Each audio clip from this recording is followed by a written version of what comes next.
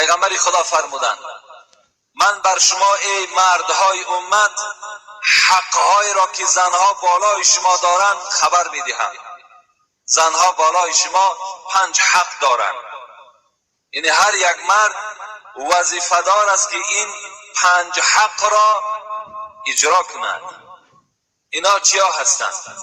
پیغمبر گفتند ان تحسنوا الیهن فی کسوتهن.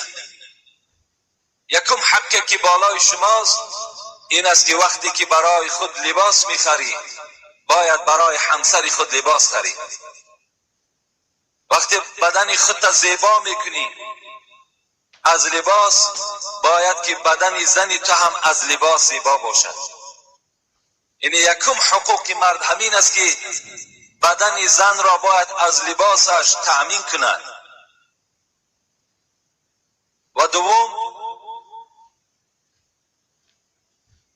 و طعامهن. دوم باید که زنها از طعام برخوردار باشند. یعنی وقتی که اگر شکم به مرد وقتی که از طعام سیر باشد یا مرد در جای طعام میخورد باید که فکر عیال خودم داشته باشد، باید که خاندان او هم از طعام تأمین باشد. دوم حقی که بالای مرد هاست این است که باید که زنها از طعام هم برخوردار باشد، لباس هاشون پوشیده باشد، شکم های زنها باید که از طعام سیر باشد. سوم وظیفه که بر ذمه مرد هاست ولا تضرب الوجه. پیغمبر گفتند وقتی که شما زنها را آداب میدهید باید که در چهره زنها شما نزنید. چهره زنها را باید که شما سیاه و کبود نکنید. چگونه که جمعه پیشین برای شما خبر دادم که پیغمبر در حدیث های صحیح گفتند که یکی زدن در جای ملایمی زن باشد و آلات هایی که زن را زده می شود این باید که مسواک چوب باشد یا اینکه دستمال باشد. و من با دستمالش همین لطه هایی که ما و شما دست های خودم بعد طعام پاکیزه میکنیم تازه میکنیم. گفتن زنها باید که با منها زده شود و ضربهن ضربا غیر مبرح. یعنی چنان زنید که زنها را چنان آداب دهید که نه چندان سختی باشد. این لفظ پیغمبری خدا هست.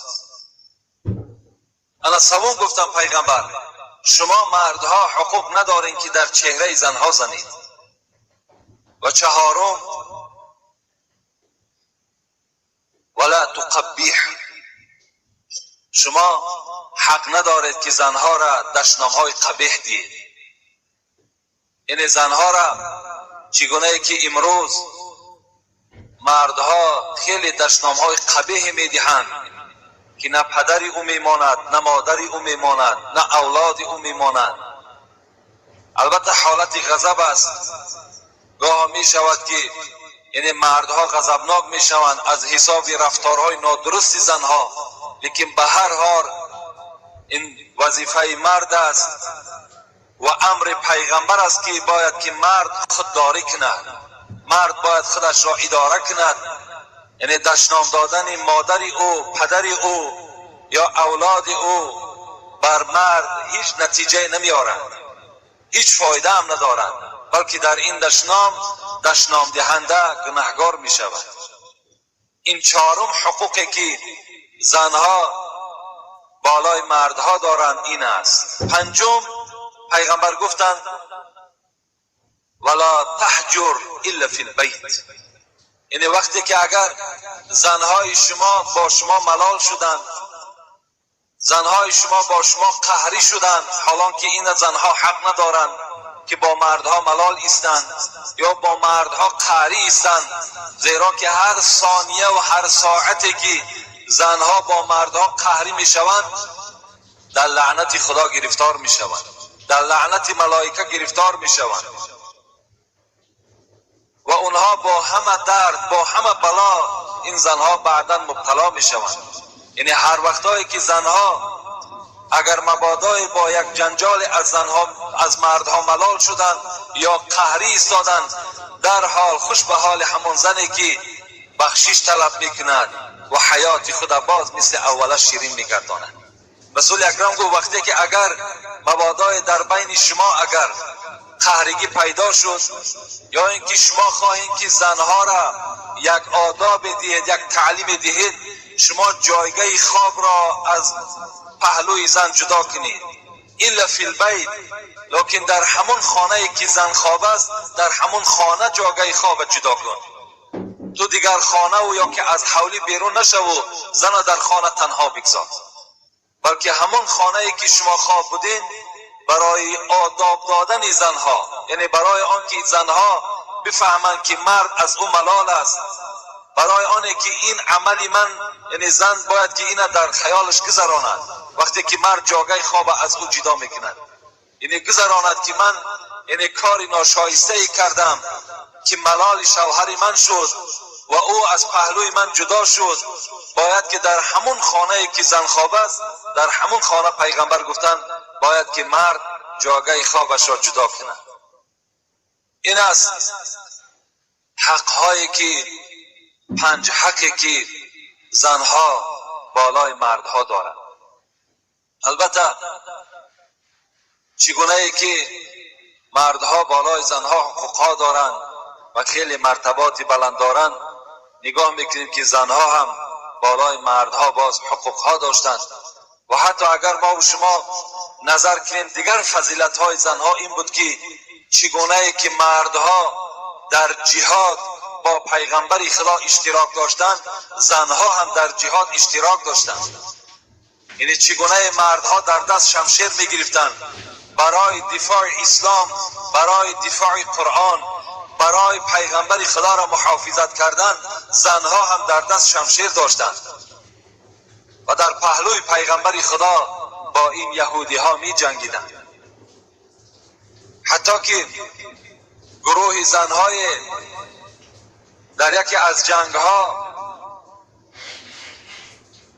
برای اشتراک کردن حاضر شدند. پیغمبر خدا میگوید حتی با این زنها خطاب کرد چرا شما به این جهاد آمده اشتراک کردین؟ این زنها گفتن پیغمبر خدا ما می توانیم که اگر مجاهدی که زخمی می شود وی را طبابت کنیم، می توانیم که از معرکه جنگ مردی زخمی را آورده در یک جای بی آزار و یک جای آرام آورده گذاریم. ما می توانیم که از آب این مجاهدها را تأمین کنیم. ما می توانیم برای مجاهدها خوراک بپزیم. پیغمبر خدا برای ما رخصت ده. پیغمبر به این زنها رخصت دادند. حتی حضرت انس میگوید در جنگ احد که مسلمان ها در این جنگ شکست خوردگی هستند، برای سخن پیغمبر خدا را که مجاهدها شکستند و آن جانبی را که پیغمبر خدا گو حمایه کنین که از این طرف خوف است شاید از این جانب اینها هجوم کنند، سخن پیغمبر خدا را وقتی شکستند یهودی ها از همون جانب به مسلمان ها هجوم کردند و در همین جنگ احد مسلمان ها شکست خوردگی هستند که 70 صحابه پیغمبر با سرداری حضرت امیر حمزه در اینجا به هلاکت رسیدگی هستند. حضرت انس میگوید من با چشم خود دیدم که در همین جنگ احد حضرت عایشه دختر ابوبکر صدیق زن پیغمبر خدا با همراهی ام سلیم در میان خود مشکهای آب میبستند و آورده در دست مجاهدان میدادند و آنها به حلق خود میریختند. یعنی این گونه یاردم ها زنهای مسلمان در دوره های پیغمبر خدا میکردند. رسول اکرم میگوید که من در جنگ احد وقتی به طرف راست نگاه میکردم یا به طرف چپ نگاه میکردم ام عماره را میدیدم که در دست خود شمشیر داشت. این زن بود. ام سعد میگوید من در شانه همین ام عماره یک زخم چقوری را دیدم و از او پرسیدم این زخم از کجا پیدا شد؟ گفت در جنگ احد وقتی اطراف پیغمبر خدا خالی ماند و ابن قیمه که خدا او را خار و ذلیل کند خواست هجوم به پیغمبر کند، من با همراهی حضرت مصعب ابن عمیر هجوم بالای ابن قیمه کردیم و از بس که وی دو زیره داشت و شمشیر ما با او کار نمیکرد و یک شمشیر در شانه من زد و این زخم چقور از ضرب شمشیر همون بدبخت است. و رسول اکرم پیوسته ام عماره را تعریف میکردند. بار میگوید در دوره های خلافت حضرت عمر یک چادر کلانه که خیلی قیمت کلان داشت و یا روی مال کلان بود وقتی آوردن و به حضرت عمر گفتن این را برای کیلون خود ببر، یعنی به زن حضرت عبدالله. حضرت عمر گفتن من یک زنی را میدانم که پیغمبر خدا دائم و تعریف میکرد توصیف میکرد این ام عماره هست، این رویمال گو حق او هست، یعنی برده به همین ام عماره رویمال را تسلیم کردند. یعنی از روی این حکایه ها هم معلوم می شود که زنها هم در دوره های پیغمبر خدا در جهادها اشتراک می کردند. این هم فضیلتی زنهای دوره پیغمبر و این بلند مرتبگی زنهای حاضره ما و شما مسلمان ها را نشان میدهد. حتی رسول اکرم میگوید اللهم انی احرج حق ضعیفین الیتیم والمرأه. خدای مهربان من گناهگار میشمارم، گفت من گناهگار میشمارم شخصانی را که حق دو ضعیف را پایمال میکنند، یکی حق یتیم را، دوم حق زنها را. کسی اگر حق زنها را یا حق یتیمها را اگر پایمال کند، پیغمبر خدا گفتند اللهم انی احرج، من گناهگار میشمارم او را. و دیگر مسئله ای که در دوره های جاهلیت یعنی پایمال کردن حقوق زنها بود، این طلاق بود. طلاق در دوره های جاهلیت اهمیتش این بود که وقتی که اگر یک کار عادی ترینی که زن انجام میداد، یعنی اگر در او شوهر ناراضی میشد، گفته مرد که یعنی لفظ طلاق استفاده نکرده، خود زن طلاق میشد.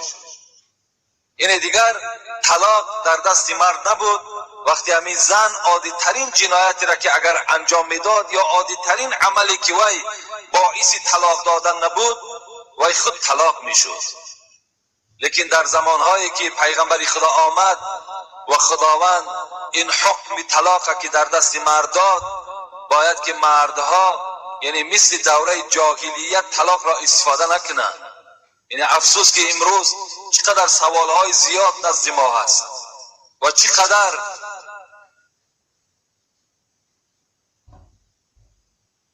مراجعت های زیاد از طرف جوان ها هست که همه اونها زنهای خود طلاق دادن و امروز میخواهند که باز فتوای یابند، باز میخواهند راه یابند که با این زنها زندگی کنند. البته طلاق حلال است. چگونه پیغمبر میگوید ابغض الحلال الی الله الطلاق. طلاق حلال است، لیکن بدترین حلال ها در نزد خدا به شمار می رود. از همه شما جوانای عزیز و از همه پدرهایی که در خانه صاحب کلین هستند مراجعت میکنم و خبر میدهم که باید که به طلاق دادن هیچگاه راه ندهند. تا حد امکان، تا تمام مصلحت و تمام شرایط ها را استفاده برده، بعدا باز همون را به دستور یگان داملا و یگان عالم مرحمت بعدا طلاق کند. و الا خیلی آدم باید که در مسئله طلاق باید با صبر باشد، شتاب نداشته باشد. زیرا بینید در حدیث های صحیح پیغمبر میگذرد که شیطان در بالای یک بحر کرسی خود میگذاشته است. همین شیطانی که امروز امت اسلام از راه حق بیرون کردگی هست، میگوید بالای بحر کرسی خود میگذاشته است و فرزندهای او در تمام دنیا پریشان هستند و هر کدام او می آمد از خبر می داده است. ای سردار، امروز من یک مرد مسلمان را وسواس کردم و او به زنا مبتلا شد. این سردار چی می گفت است؟ می گفت است نه آنقدر کاری بزرگی را انجام دادی. باز دیگری می آمد است، ای سردار، امروز من یک نفری مسلمان را نگذاشتم که در نماز 5 وقته در نماز جماعت اشتراک کند. سردار می گفته است نه آنقدر کار بزرگی را انجام دادی. دیگری می آمد است می گفته است ای سردار، من یک مرد را چنان وسواس کردم که بار هم نماز نمی خواند. سردار می گفته است نه آنقدر کاری بزرگی را انجام دادی. این کار سهل است، این کار آسان است. دیگرش می آمد است می گفته است ای سردار، امروز من یک بنده مسلمان را چنان وسواس کردم که حتی دستی به قتل زد، یک برادر مسلمان شا به قتل رسانید. این شیطان می گفته است نه آنقدر بزرگی را انجام دادی. یعنی از کار از این مراجعت، از این خبرها، این سردار میگوید هیچگاه شاد نمی شده است، خرسندم نمی شده است. وقتی میگوید یک نفر دیگر می آمده است از فرزندهای شیطان، می گفته است این سردار، امروز من یک جوان را چنان وسواس کردم، در خانه آنها چنان جنگ را مبتلا کردم که وی مرد عاقبت زن خود طلاق داد. میگوید این سردار از بالای کرسی میخیسته است و نزد این فرزند خود می آمده است و این فرزندی که این گناه عمل را انجام داده است وی را در آغوش می گرفته است، می گفته است خوش به حال تو که چنان یک کار بزرگی را انجام دادی. در این عمل تو عرش پروردگار جنبی. از یک طلاقی که تو در خانه این مسلمان برپا کردی، عرش پروردگار را تو در جنبش در آوردی. از طلاق عرش پروردگار می جنبد. خدای مهربان از این طلاق بی نهایت ناخشنود می شده است. البته سبب همه طلاق ها ما و شما می دانیم که جنجال هاست، بعضی نافهمی هایی که در خانه پیدا می شود عاقبتش طلاق است. لیکن شما فراموش نکنید شما پیرو پیغمبر خدا هستید. در خاندان پیغمبر خدا هم جنجال بود. قصه ها از حیات پیغمبر خدا میگذرد که بار پیغمبر خدا با همراهی عایشه چی جنجال کردند. چنان جنجال شدند که حتی که پیغمبر خدا مجبور شدند که خسوری خود، یعنی حضرت ابوبکر را برای مصلحت دادن دختر در خانه خود حاضر کنند و نفر روان کرد که ابوبکر را به نزد من دعوت کنید. وقتی ابوبکر آمد، عایشه صدیقه در یک گوشه خانه نشسته، پیغمبر خدا در یک گوشه خانه نشسته. وقتی ابوبکر در آمد و نزد اینها که نشست، پیغمبر گفت ای عایشه، گفت آیا سخن را تو آغاز میکنی یا من آغاز کنم؟ آیا شکایتی که داریم آیا تو آغاز میکنی یا من آغاز کنم؟ میگد عایشه چنان غضبناک بود، گفت بل تکلم انت ولا تقل الحق. ای محمد گفت تو آغاز کن. لیکن وقتی که صحبت میکنی، وقتی که سخن میگویی، گپی راست میگو. پیغمبر خدا آیا گپی ناحق میگفتن؟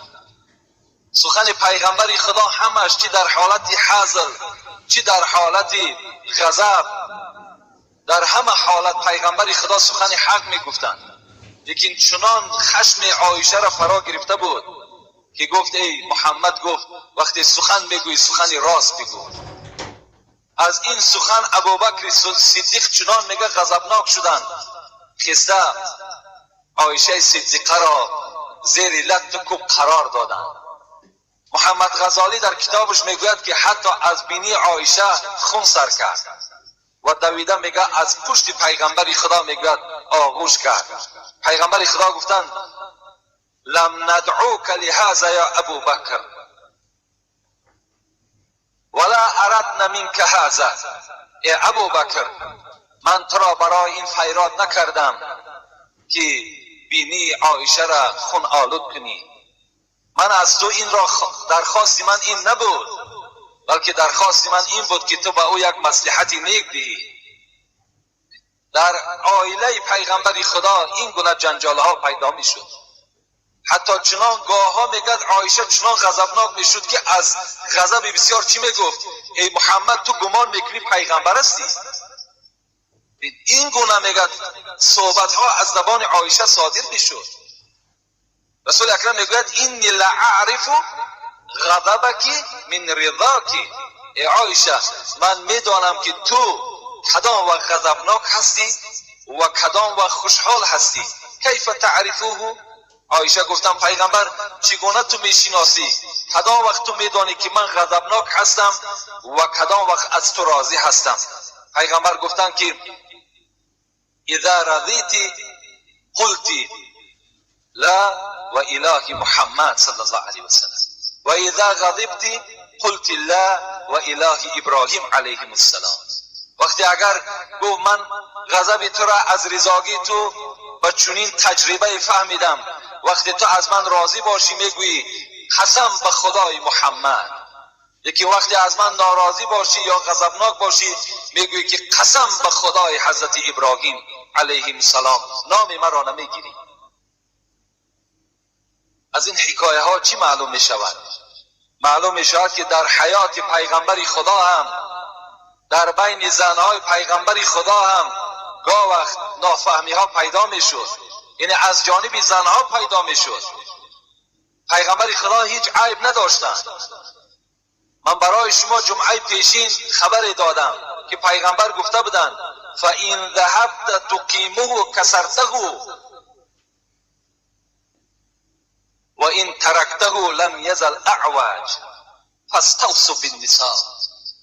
پیغمبر گفتند اینها از قبرغه چپ هستند، اینها از چنان اعضای هستند که اگر شما خواهید که راست شوند میشکنند و راست نمیشوند، و اگر به حال خودشان گذارید همچنان کج میمانند. فاستوصوا بالنساء، با زنها معامله خوب کنید.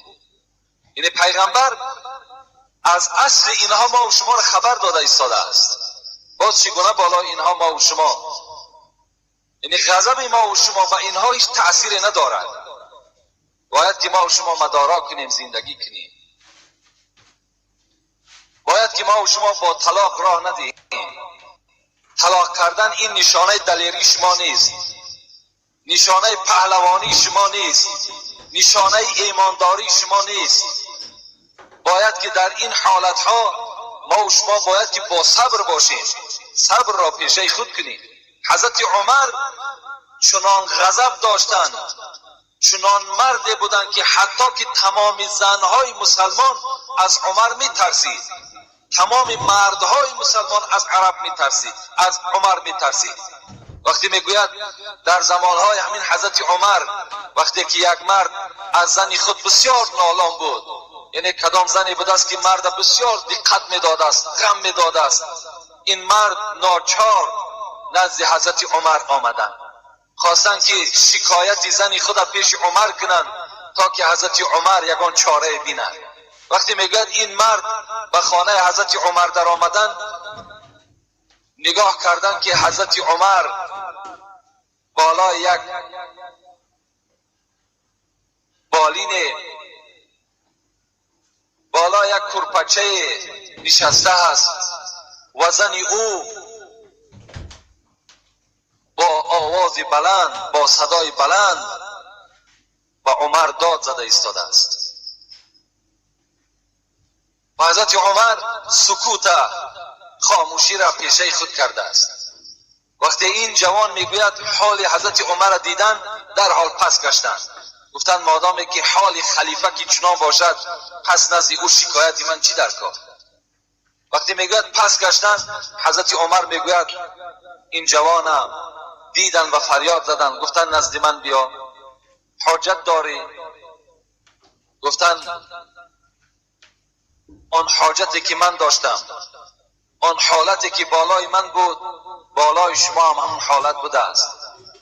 از این خاطر یعنی من از شما دیگر هیچ حاجتی ندارم. و خواستند که از نزد حضرت عمر بیرون شوند. حضرت عمر چی گفتند؟ گفتند همین زنی میبینی که بالای من بلند آوازی دارد، همین زنی که بر سخن من گپگردانی دارد، این طباخة لطعامی، خبازة لخبزی، غسالة لثیابی، مرضعة لولدی و یسکن قلبی بسببها من الحرام. گفتن همین زن گفتن خوراکپز من است، طباخة لطعامی، وقتی من بیرون میشوم پس میگردم میایم که خوراک تیار است. غسالة لثیابی، لباس های چرکین من انا همین زن میشود، تازه میکنه.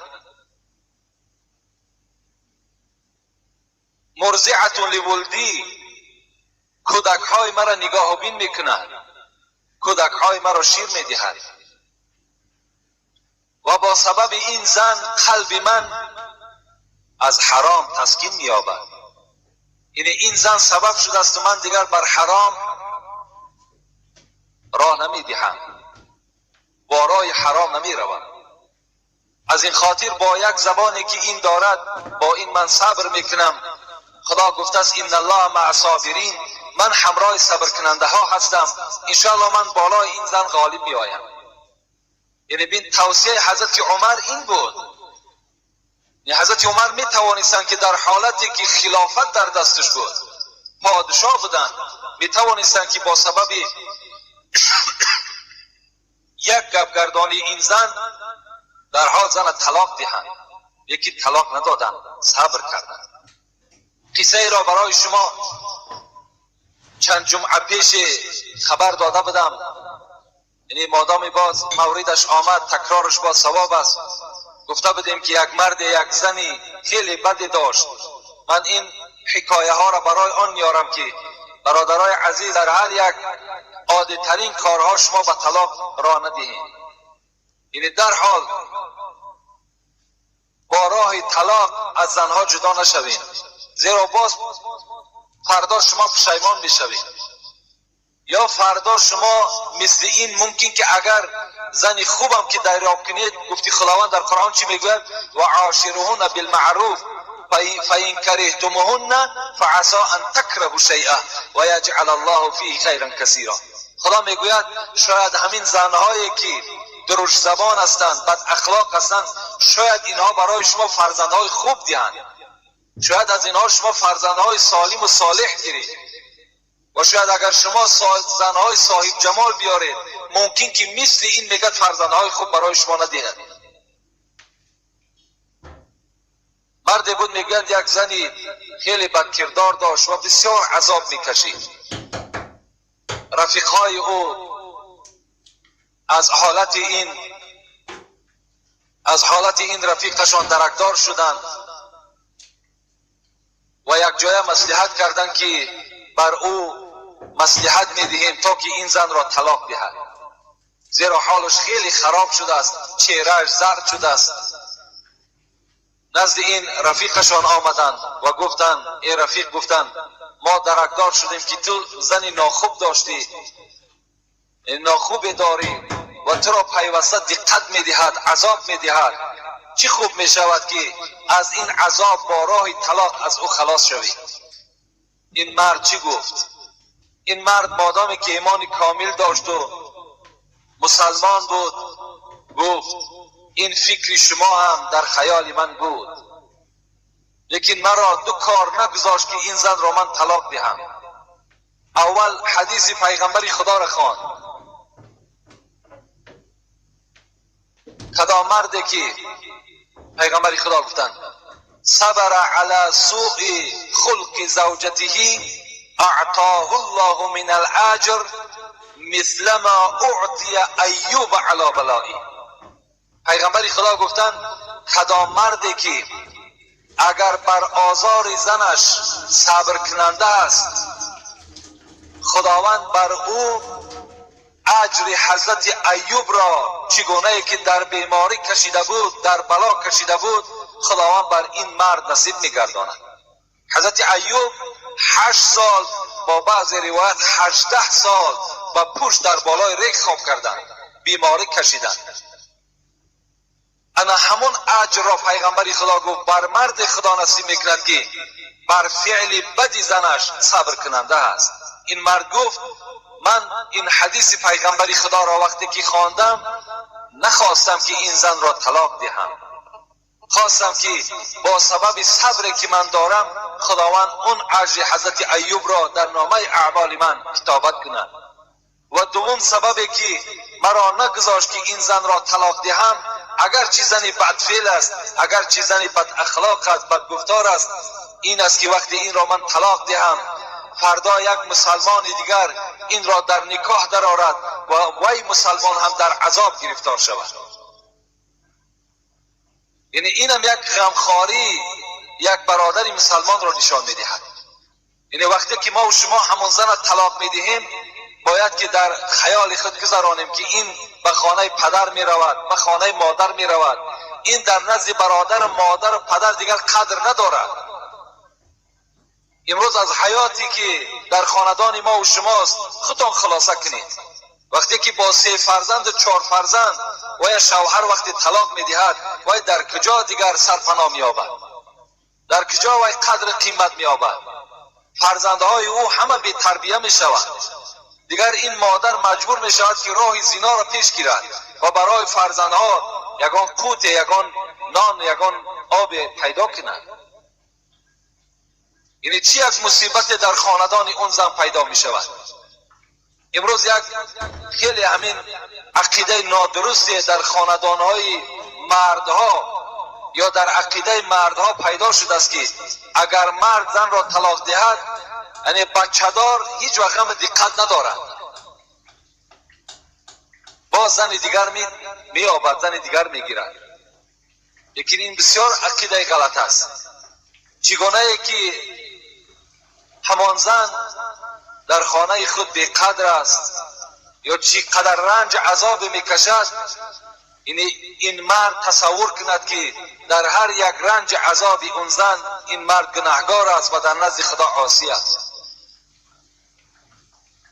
باید که هیچگاه شما با طلاق خود را از زنهای خود جدا نگردانید. یعنی وقتی که در خاندان شما اگر جنگ می شود، جنجال می شود، می توانید که شما با یک آدمهای خیرتمند و آدمهای با عقل مراجعت کنید تا که راههای خوبش را برای شما پیدا کنند تا که شما در نزد خداوند گناهکار نشوید. این است در باب حقوقهای زن بالای شوهرها. خدا خواسته باشد انشاءالله باز جمعه های آینده که سوال های خیلی زیاد نزد ما هست جواب میگردانیم و بعدنش انشاءالله از حقوق شوهرها بالای زنها که یعنی شوهرها چی حقوق دارند باز به سمت شما میرسانیم. در اینجا یک چند سوال های هست تا که اونها را جواب میگردانیم، انشاءالله بعداً دعا میکنیم.